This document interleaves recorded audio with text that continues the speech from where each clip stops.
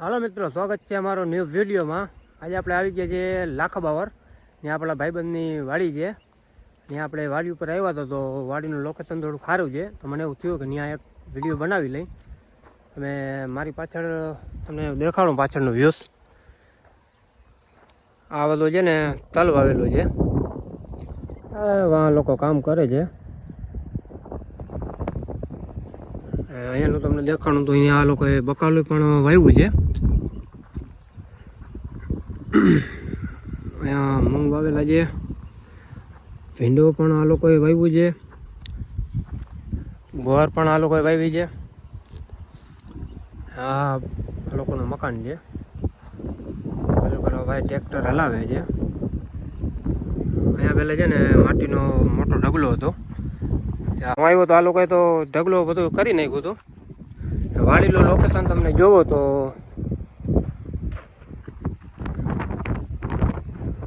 જોઈ શકો છો। અહીંયા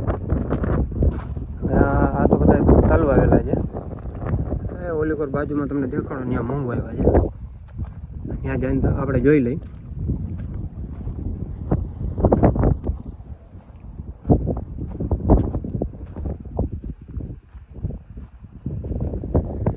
આ મૂંગ વાવેલા છે।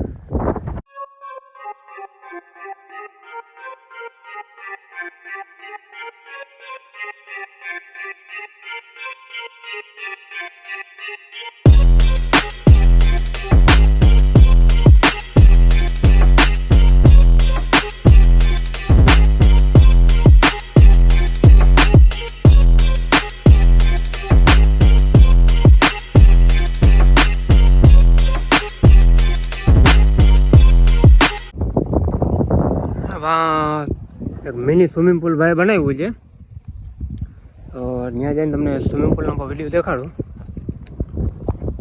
અને સ્વિમિંગ પુલનો વિડીયો તો આખો વિડીયો તો તમને બીજા વિડીયોમાં દેખાડીશ, કારણ કે આપણે અત્યારે તો નાવાનો પ્લાન નથી। વિડીયો આવશું તો નાવાનો પ્લાન કરીને આવશું ત્યારે તમને બીજો વિડીયોમાં દેખાડીશ।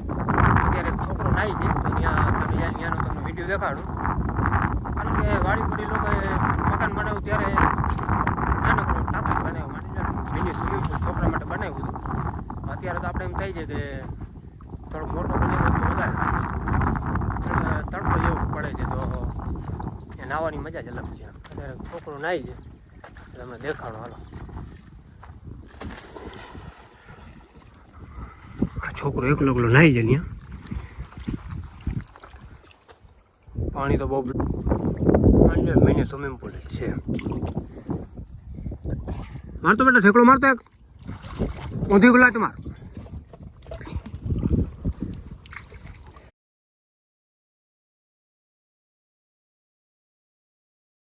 જોઈ લ્યો કેમ મજા આવે છે।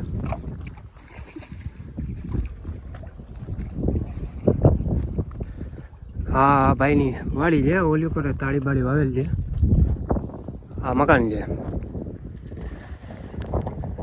મકાન આગળ પણ બે આંબાના ઝાડ ને એવું કંઈક વાવ્યું છે।